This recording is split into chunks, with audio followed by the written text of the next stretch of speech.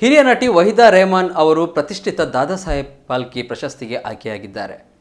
ಮಾಹಿತಿ ಮತ್ತು ಪ್ರಸಾರ ಸಚಿವ ಅನುರಾಗ್ ಠಾಕೂರ್ ಈ ಮಾಹಿತಿಯನ್ನು ಮಾಧ್ಯಮಗಳಿಗೆ ಬಿಡುಗಡೆ ಮಾಡಿದ್ದಾರೆ. ಜೀವಮಾನದ ಸಾಧನೆಗೆ ನಟಿ ವಹಿದಾ ರೆಹಮಾನ್ ಅವರನ್ನು ಆಯ್ಕೆ ಮಾಡಲಾಗಿದೆ ಎಂದು ಅವರು ಹೇಳಿದ್ದಾರೆ. ವಹಿದಾ ರೆಹಮಾನ್ರಿಗೆ ಭಾರತೀಯ ಚಿತ್ರರಂಗಕ್ಕೆ ನೀಡಿದ ಅದ್ಭುತ ಕೊಡುಗೆಗಾಗಿ ಈ ವರ್ಷದ ಪ್ರತಿಷ್ಠಿತ ದಾದಾ ಸಾಹೇಬ್ ಫಾಲ್ಕೆ ಜೀವಮಾನ ಸಾಧನೆ ಪ್ರಶಸ್ತಿಯನ್ನು ನೀಡಲಾಗುತ್ತಿದೆ ಎಂದು ಘೋಷಿಸಲು ಸಂತೋಷಪಡುತ್ತೇನೆ. ವಹಿದಾ ಅವರು ಹಿಂದಿ ಚಲನಚಿತ್ರಗಳಲ್ಲಿನ ಅವರ ಪಾತ್ರಗಳಿಗೆ ವಿಮರ್ಶಾತ್ಮಕವಾಗಿ ಮೆಚ್ಚುಗೆ ಪಡೆದಿದ್ದಾರೆ.